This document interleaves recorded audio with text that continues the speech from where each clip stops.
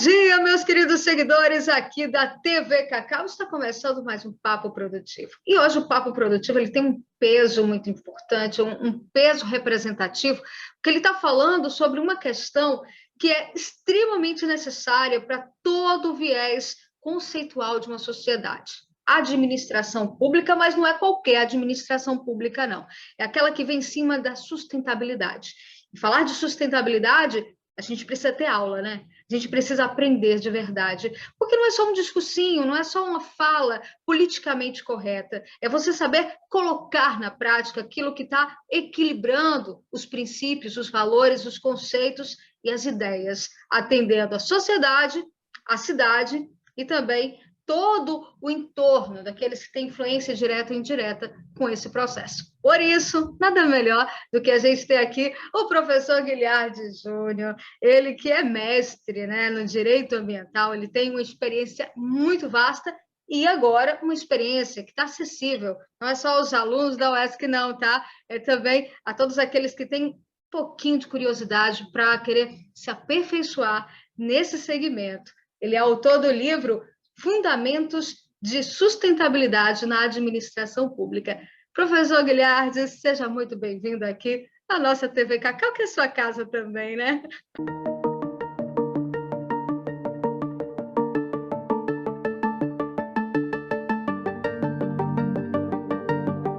Obrigado, Caliana. É um prazer enorme estar de novo, né, conversando com você nesse espaço tão importante para a nossa região, né, e que tem sempre trazido, né, assuntos bastante importantes e bastante interessantes, né, para a nossa sociedade, para as atividades produtivas. O nome mesmo já diz, né? Papo produtivo.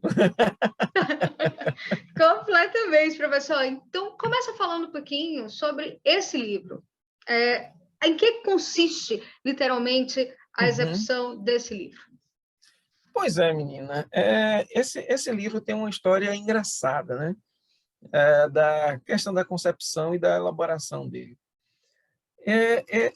Esse livro ele foi elaborado em coautoria com o professor Rafael Freire Ferreira, que é um amigo de longas datas, né? Amigo e companheiro também né, de escrita, de academia, né?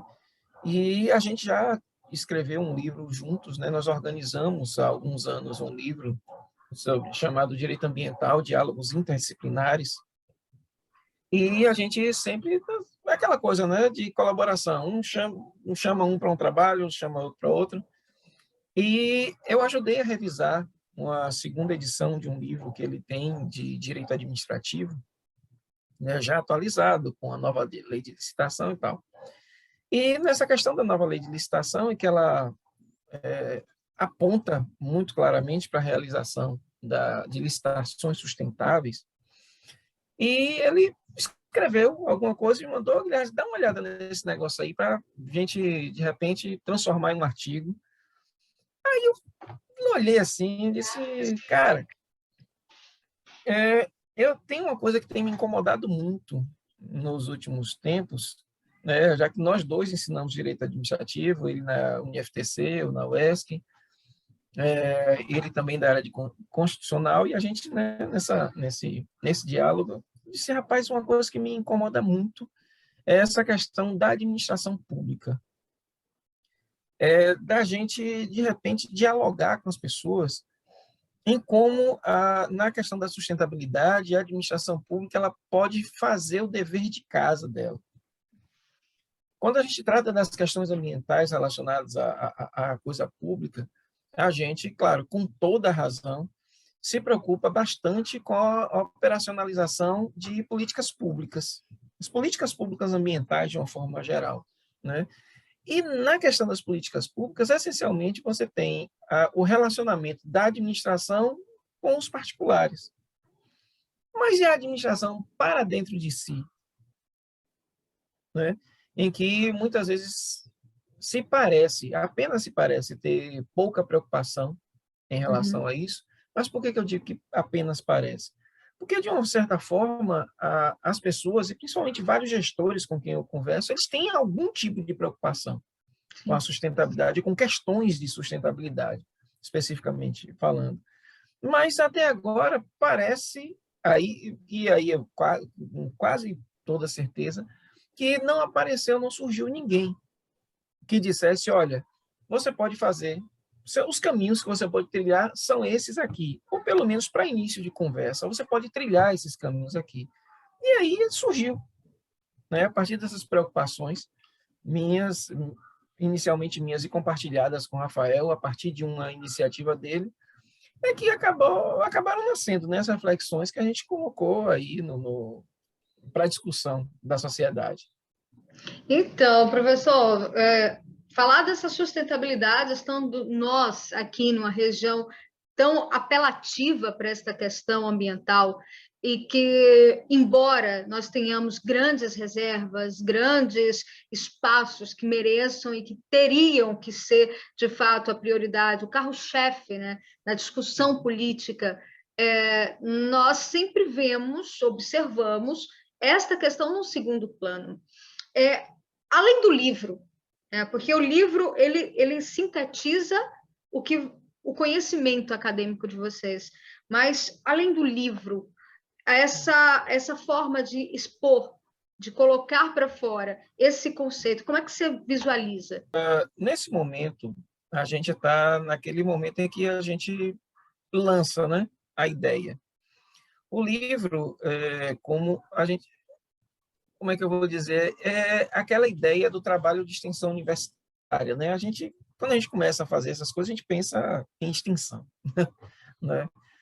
Então, eu vejo o livro apenas, tão somente, como um indutor da discussão, tá? A partir do momento que a gente lança o livro e começa a discutir, a gente, por um lado, espera, e por outro lado, aquela história do esperançar, né, de Paulo Freire. É uma esperança, mas uma esperança que você toma iniciativas. A partir desse momento, a gente espera que se crie um ambiente que a gente possa dialogar com as pessoas, né? Essencialmente aí dialogar com os gestores, né, com gestores públicos, que não é somente conversar diretamente com os prefeitos, né? Normalmente você pensa logo no prefeito. Não, mas dialogar com secretários, com procuradores, tá? Com pessoas da sociedade civil que possam influenciar nessa discussão, para que a gente possa, essencialmente, num primeiro momento, difundir a ideia, né? Pensar assim, existem alguns desafios que são estratégias para que você possa minimamente colocar as cartas na mesa dentro da administração e que não é somente uma ideia, assim, no sentido de que você está imaginando a coisa e que você está, pode ser assim, pode ser assado. Não, uma coisa importante do livro é que ele traça a partir de políticas de planejamento que já estão colocadas na mesa. Uhum. Legislação que já existe, programas que já existem, documentos internacionais, já existentes, assinados pelo Brasil, que, nesse caso, depende necessariamente das pessoas conhecerem e tomarem para si e dizerem, bom, vamos fazer isso. Sei lá, nós sabemos que os municípios eles são tomados por uma série de demandas mais diversas, e muitas vezes sobra muito pouco para os gestores aquele espaço de planejamento estratégico. E quando você fala em sustentabilidade, as ferramentas de sustentabilidade, necessariamente você está falando em planejamento estratégico dentro da administração. Você tratar da governança dentro da administração pública. E sobra, infelizmente, muito pouco tempo para isso, principalmente nas administrações municipais, que é a nossa grande preocupação, digamos assim, é o nosso grande alvo de diálogo. Sobra muito pouco tempo, mas dentro desse tempo, como é que a gente pode otimizar, né? Uma coisa que norteia o trabalho da gente é o cumprimento do chamado princípio da eficiência. Uhum. É mostrar para os gestores que sustentabilidade é você cumprir o princípio da eficiência. Em resumo, é você fazer mais gastando menos energia. Eficiência é basicamente isso. O que os nossos gestores precisam aprender. Olha, Então, o livro não é só um livro conceitual, ele é um manual, literalmente, né? Um manual, um guia. E isso Sim, é necessário. É necessário sim, os nossos gestores. E nós estamos falando de cidades que têm aí um grande apelo para a questão ambiental, porque não sim. só relacionada à proteção mesmo da mata, mas eu digo na questão da agricultura. Uhum, Nós temos aqui o sistema Cabruca, e sim, falar de Cabruca é você trazer todo esse consórcio cacau, sim, proteção e o sim, desenvolvimento socioambiental. sim. E Com respeito a isso também, e a estou já Cabruca, colocando, né? e, Como é que fala? eu sei que você gosta muito de falar de Cabruca, né? Adoro. É meu tema. Eu acho assim que o grande lance da Cabruca, ele extrapola a questão ambiental e ele entra pelo cultural. A Isso. Cabruca está na nossa cultura. A cultura cacaueira é essencialmente a cultura da Cabruca, Vamos né? cabrucalizar Vamos literalmente. cabrucalizar esse negócio. Exatamente, professor. E aí eu vou tocar nesse ponto que ele levanta muitas questões e talvez eu ainda não li o livro, tá? Mas eu vou me comprometer a ler porque eu sei, eu sou apaixonada. Ele fala de duas questões que eu sou apaixonada: política e a questão ambiental. Então tem que ser meu livro de cabeceira, né? Então, mas aí vamos tocar nesse assunto, né? Cabruca. Nós temos hoje uma grande discussão em torno da necessidade do manejo dela, que é uma necessidade que gera muita discussão, porque você tem, de um lado, produtores que precisam dar desenvolvimento, dar espaço para o crescimento da produção e que querem preservar o meio ambiente, mantendo a conservação da mata. Por outro, você tem uma legislação extremamente rigorosa que não permite o manuseio desta cabruca. Manuseio de forma sustentável, que é o que teria que ser, de fato, priorizado nas discussões sociopolíticas, nas discussões administrativas e ambientais. Queria que você comentasse um pouquinho sobre essa temática e qual o norte que teríamos de melhor acessibilidade para que esse assunto fosse colocado de maneira agradável para todos nós. Tem uma coisa que me preocupa muito. É uma visão largamente disseminada de que, principalmente, né, quando se fala em Mata Atlântica, de que você não pode manejar sustentavelmente, né? E claro que muitas vezes a gente acaba adotando o pensamento a partir mesmo daquilo que vem muitas vezes muitas vezes não, na maior parte das vezes dos órgãos governamentais, principalmente alguns órgãos ambientais que assim muitas vezes fazem uma leitura meio xiita, né, do que do que está colocado na legislação, sem deixar muito espaço para discussão, né? E que a forma como se comportam em relação ao manejo, à possibilidade de utilização sustentável do espaço, né, do espaço Cabruca, Isso. né, nos leva mesmo a essa percepção. Poxa, não dá para fazer nada. Mas se a gente for, né, dar uma olhada direitinho naquilo, sei lá, nos próprios instrumentos que a gente pode encontrar na própria legislação e, claro, no conhecimento técnico a respeito dela, a gente pode encontrar uma série de possibilidades de utilização. Claro que várias dessas possibilidades elas vão além da questão da agricultura propriamente dita, né? Dentro da visão tradicional da cultura.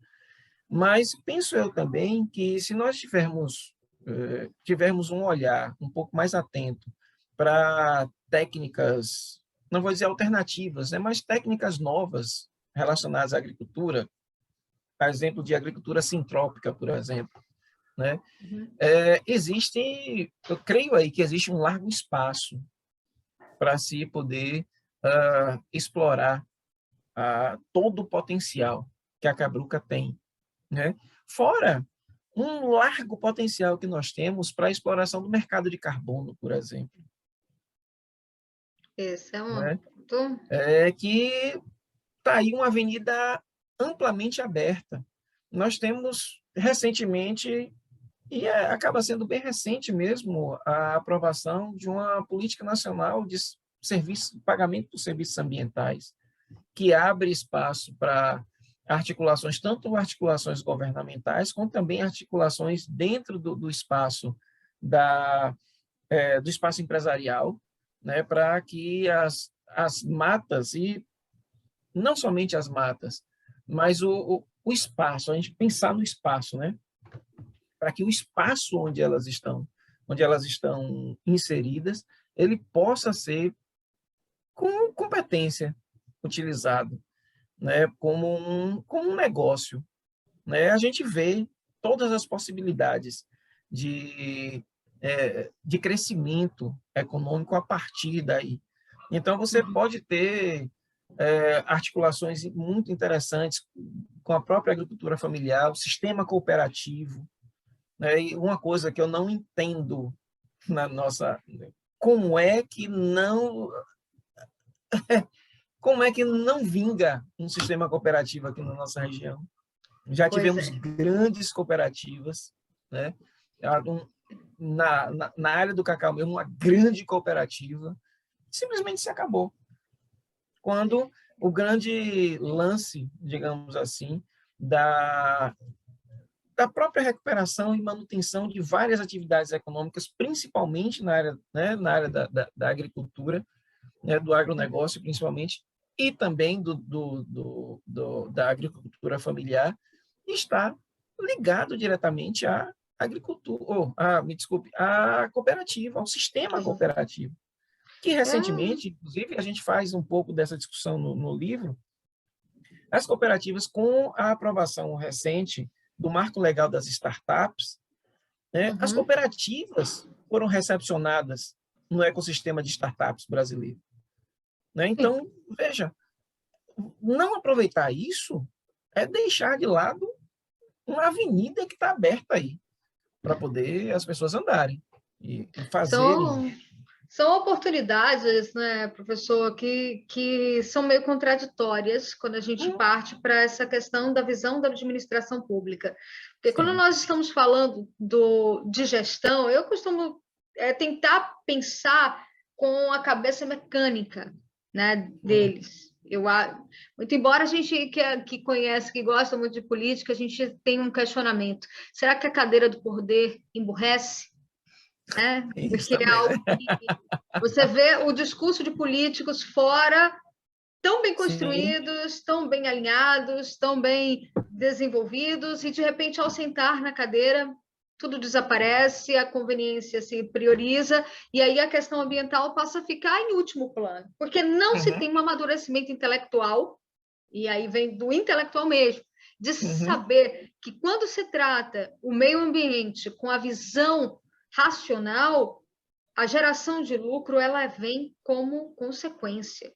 Estamos, Isso, né, isso. nós temos aí esse paralelo. Eu acho que Uhum. os argumentos socioambientais eles precisam estar sim muito atrelados ao desenvolvimento econômico. Quando a Sim, gente estimula a questão de ter que ver o manejo da cabruca, mas a gente estimula muito mais ainda ter que ter um incentivo ao produtor que preserve a mata, que esteja sim, dentro do sim. sistema, um selo Uhum. verde, uma economia que esteja realmente sustentável, né? Porque a Sim, pessoa precisa se sentir que vale a pena fazer isso. Não é só porque o meio ambiente vale a pena, mas vale a pena economicamente. E a administração pública tem que permitir que isso seja isso. viável. Se ela Né? não atrapalhar, ela já ajuda bastante. Você vê, por exemplo, Caliana, a questão mesmo do pagamento por serviços ambientais, que é algo bastante interessante, que muitas vezes o pagamento por serviços ambientais é somente visto a partir de política pública, no sentido de que a administração pública, o setor público, digamos assim, financie Uhum. a preservação. Mas não, mas o pagamento de serviços ambientais ele precisa ser visto como um negócio. E se é um negócio, você pode tratar tanto com o poder público, quanto também com a iniciativa privada. E ingressar nesse mercado, que é um negócio fantástico, um mercado de bilhões de dólares.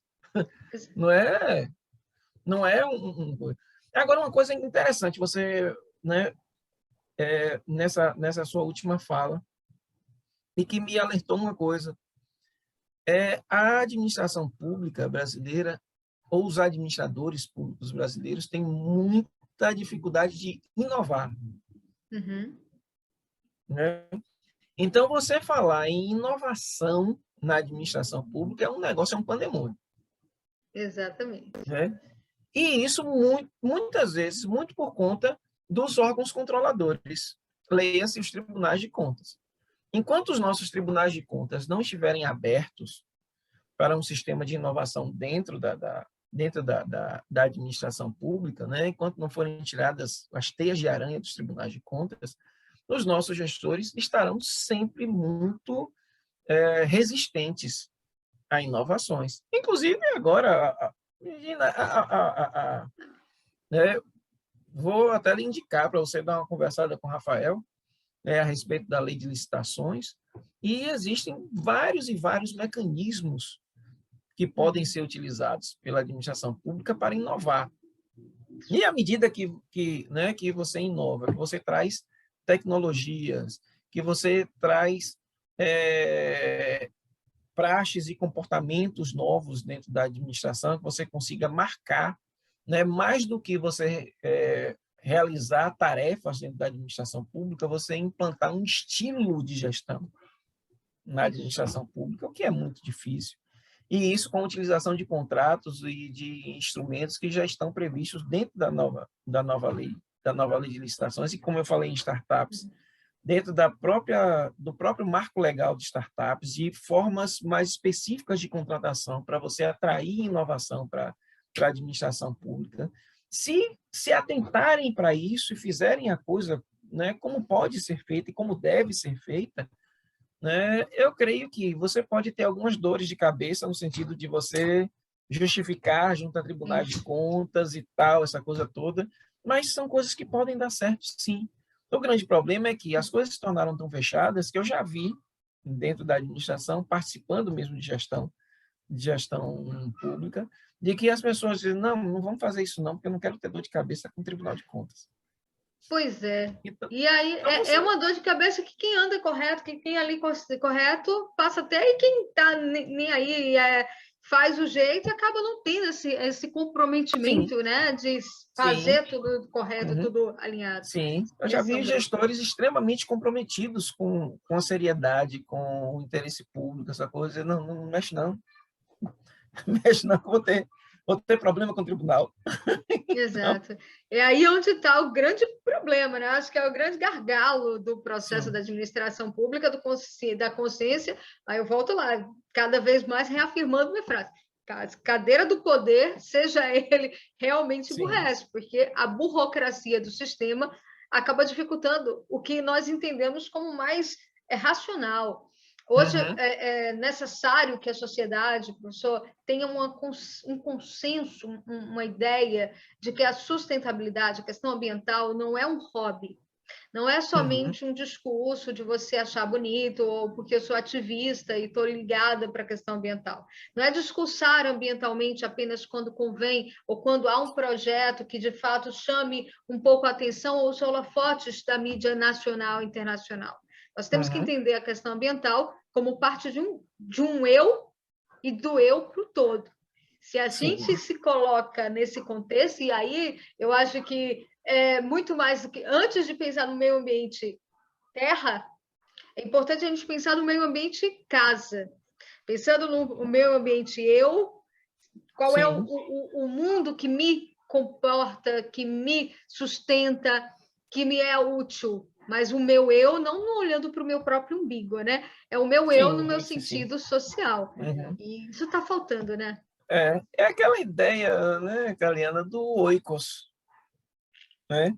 O oikos que está presente na ecologia e na economia, né? Isso. Se as pessoas pensassem um pouco mais, né, o sentido do oikos, né, que é o casa em grego, né, que justamente quando você pensa, né, em ecologia, o estudo da casa, dos seus elementos, das suas interações.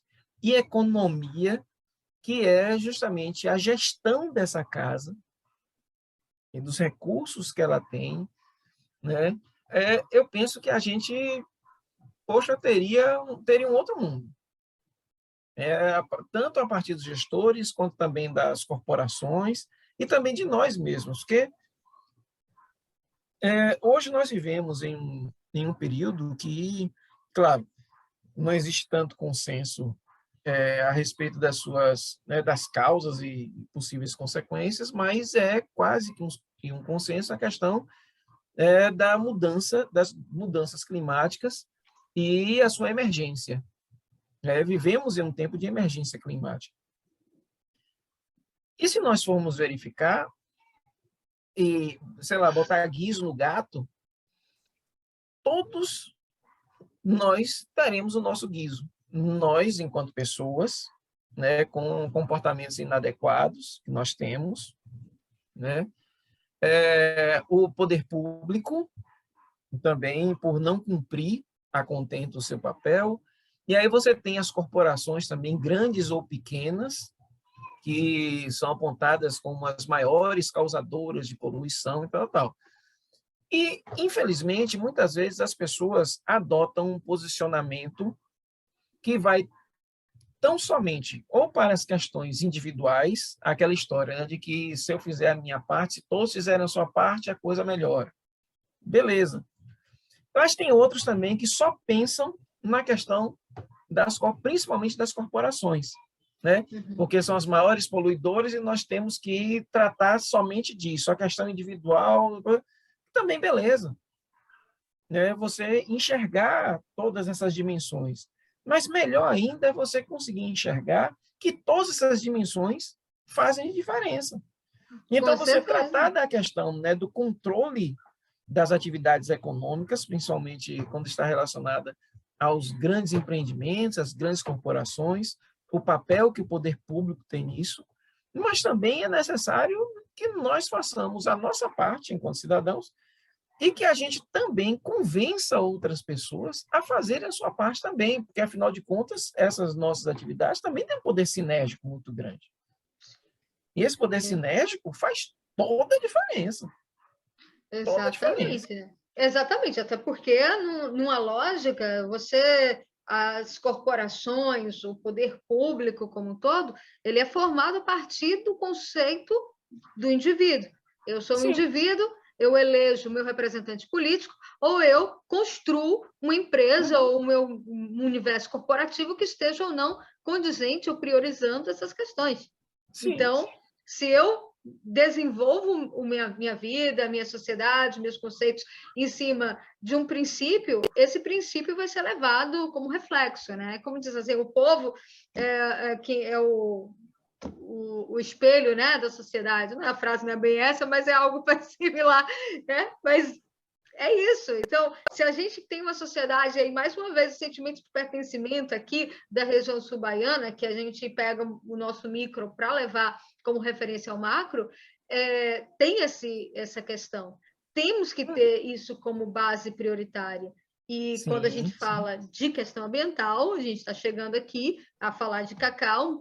Claro, todos os setores do agro têm um apelo que pode ter uma grande representação para tal, mas o cacau é um caso à parte, né? Porque ela fala olha o que a gente está falando, crédito de carbono. Crédito de carbono, a gente, é geração de renda.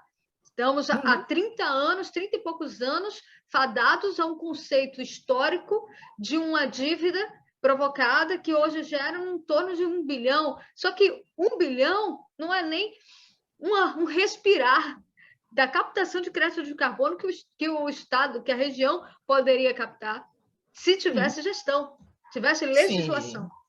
Sim. Veja, legislação até que tem. Né? Nós temos nós temos uma política estadual de pagamento de serviços ambientais, existe uma política nacional, né? Existe o mercado propriamente dito, digamos assim, estabelecido, né? Deixa eu me lembrar aqui agora, principalmente aqui para o Brasil, né? Existe a possibilidade de acesso a uma espécie de balcão ou bolsa de negociação, né? Que muitas vezes falta, Kaliane, é a visão mesmo do processo que precisa ser cumprido para se chegar lá. E muitas vezes, cara, sinceramente, entre nós, é, na nossa região, a gente encontra um pessoal que normalmente tem, como diria um colega meu, um fio de 220 volts desencapado dentro do bolso, né? Assim, nós temos muito pouca, não sei se é vontade, eu não sei lhe dizer, né? Ao certo qual o termo mais correto, mas se investe pouco na nossa região, né? Aquela questão, né, de tirar o dinheiro ou ir atrás para poder você, por exemplo, ter um bom técnico que faça um bom projeto e que jogue você no mercado, Uhum. né? Muitas vezes o que falta é isso. Mas às vezes você se bate com a questão do crédito, que você não encontra, que muitas vezes para você ter dinheiro, você precisa de crédito e tal. Mas quando é que nós vamos sair desse círculo vicioso? Nós precisamos sair do círculo vicioso, né? Veja, veja que coisa interessante na nossa região. Tem acontecido nos últimos anos de uma tentativa de saída de um círculo vicioso, que é essa explosão que nós estamos tendo vou chamar fabriqueta, no sentido de pequeno, não no sentido, né, de pejorativo, de fabriquetas de chocolate. Uhum. Né? Muita gente fabricando chocolate de altíssima qualidade na garagem de casa, ou montando literalmente na cozinha ou no quintal de casa, Uhum. de altíssima qualidade. Por quê?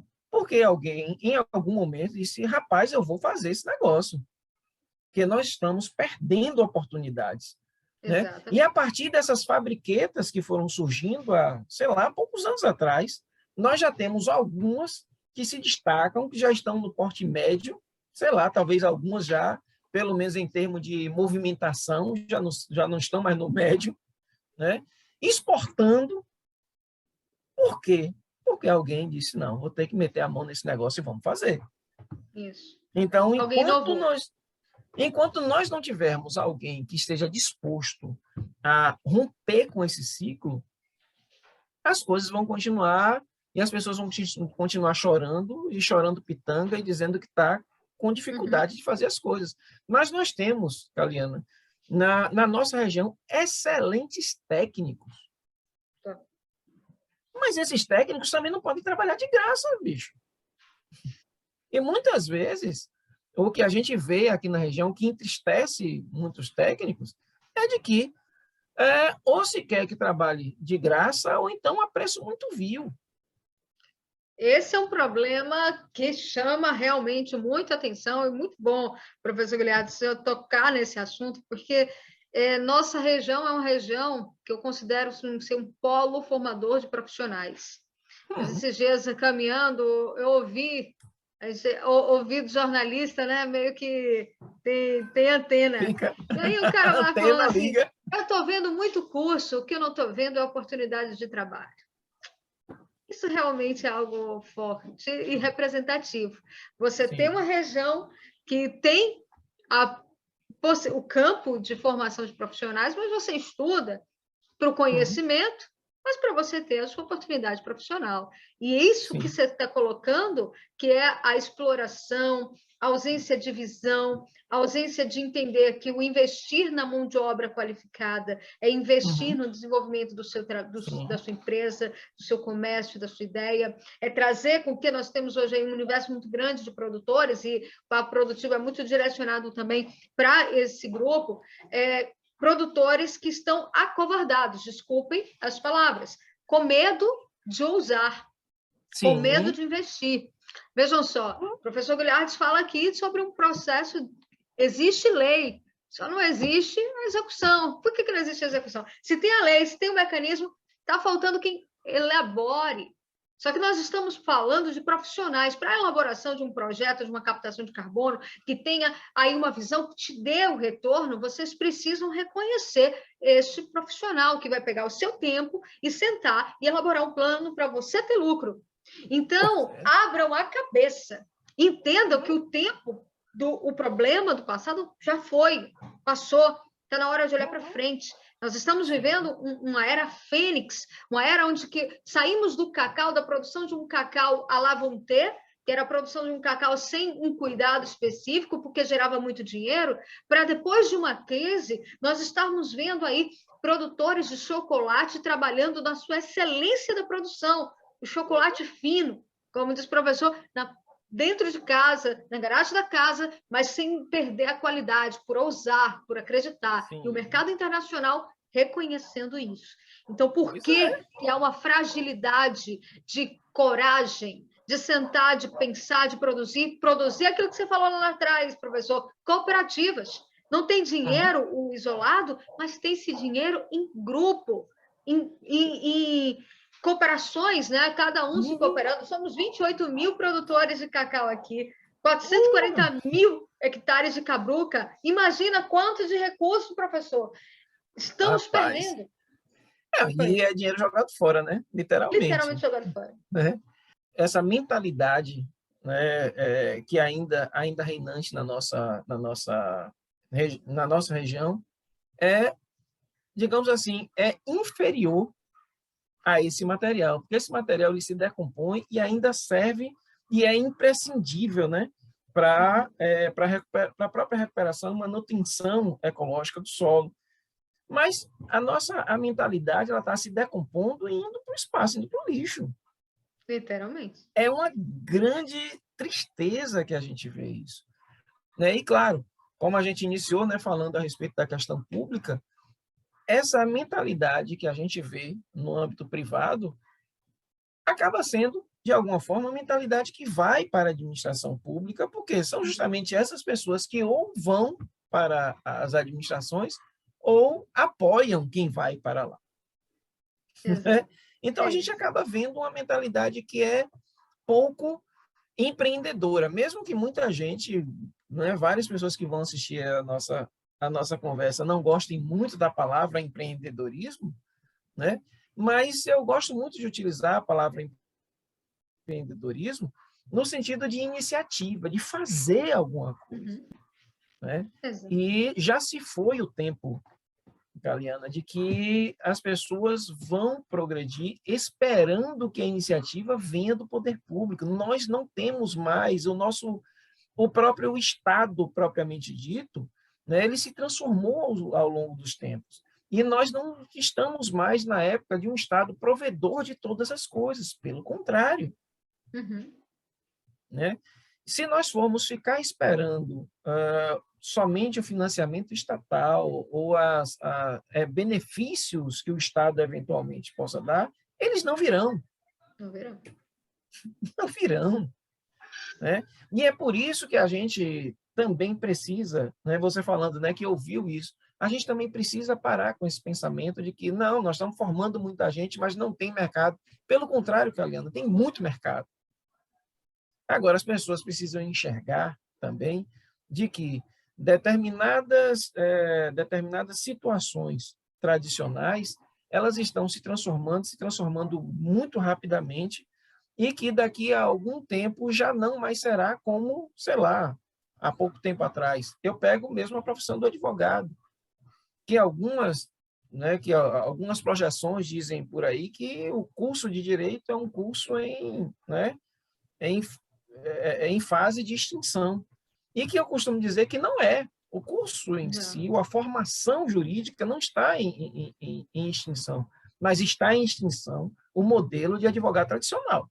O modelo de profissional, aliás, não sou advogado, o modelo de profissional do direito, né, o tradicional, ele está fadado a se extinguir. A mesma coisa também, o modelo tradicional de Estado está fadado a se extinguir no Brasil e em todo o mundo. Assim como o modelo tradicional de trabalho, e por aí vai.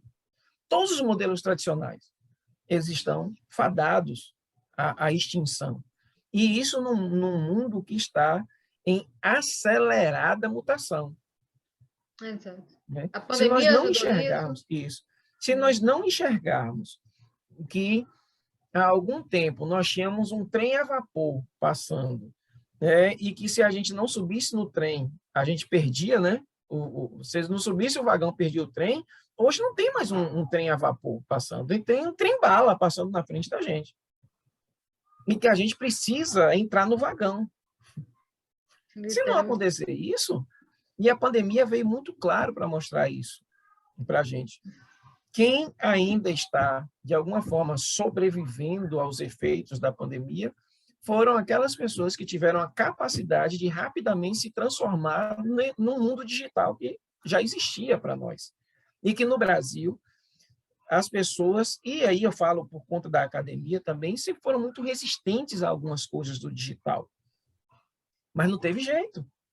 Isso. Quem se transformou e quem topou se transformar, está pelo menos se virando.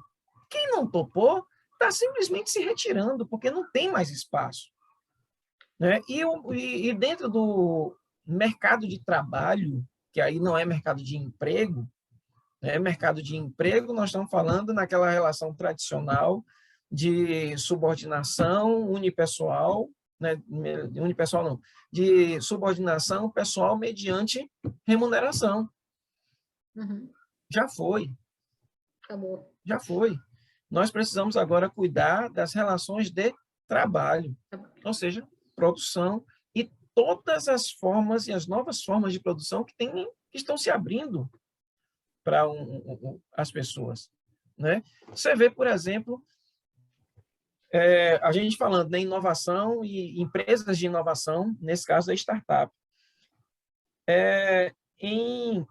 Agora, no mês de fevereiro, recebi essa semana uma notícia, né? Essas notícias rápidas que a gente recebe no e-mail. Só em fevereiro, o mercado de startups no Brasil movimentou quase R$ 1 bilhão somente em financiamento. Olha. Num mês só. Num mês só. Né?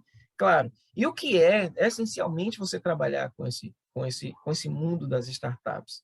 É você estar atento às necessidades das pessoas. Esse ouvido de jornalista que você tem. Né? Você está atento às necessidades das pessoas e está disposto a querer resolver essas necessidades a partir da adoção, muitas vezes, de uma solução de tecnologia. Né? Exato. E que, a partir daí, você pode catapultar uma atividade, às vezes, claro, você também pode quebrar a cara. A questão da startup, o grande lance da startup é viver no mundo das incertezas. Então, você tem aquela ideia brilhante, bota ela para sair, de repente, acaba não interessando a ninguém, naquele momento, pelo menos. E daqui a pouco você tem uma ideia mais simples do que aquela ideia brilhante, aquele negócio estoura.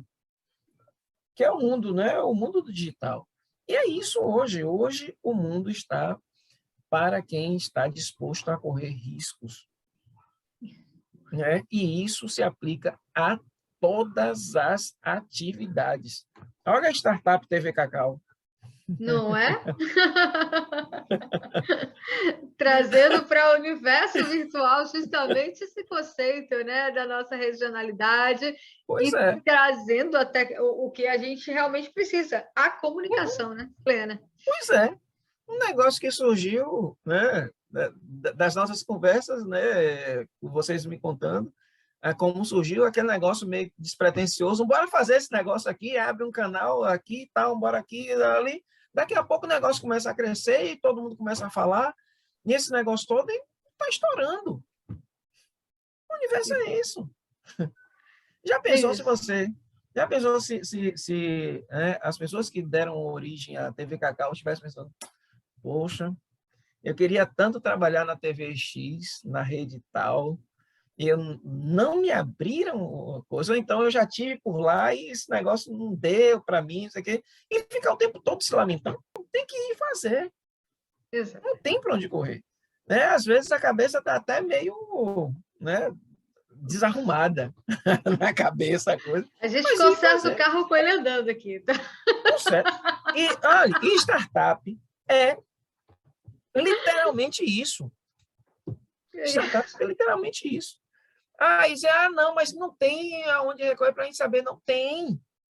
Nós temos duas universidades públicas aqui, né, que trabalham com esse universo.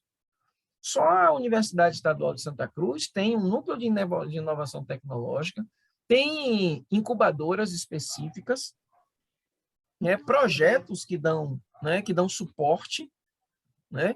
Pouca gente sabe, por exemplo, que a UESC fabrica cerveja. Não é? Pouca gente sabe que a UESC tem uma agroindústria que faz iogurte, que faz carne do sol, que tal, essas coisas todas, né? E aqui em Ilhéus, especificamente, você tem o INET, que virou agora um espaço de coworking para pequenos empreendedores e que precisam procurar e acessar. Tem um núcleo de inovação tecnológica, tem um mestrado na área, né, de inovação tecnológica e proteção da propriedade intelectual.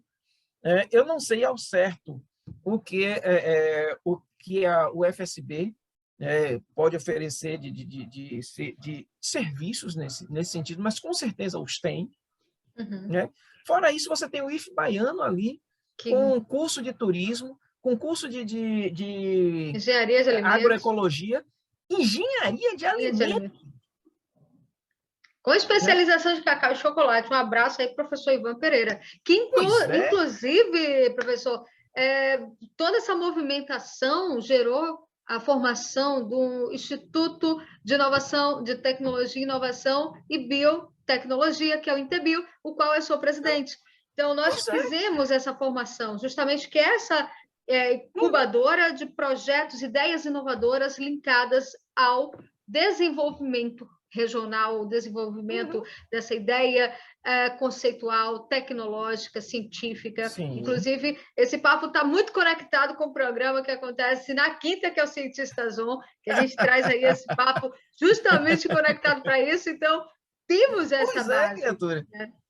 Isso nós estamos falando somente do âmbito público, né? Mas a gente não falou, por exemplo, do curso de gastronomia da Madre Thaís, agora a Faculdade de Ilhéus, né?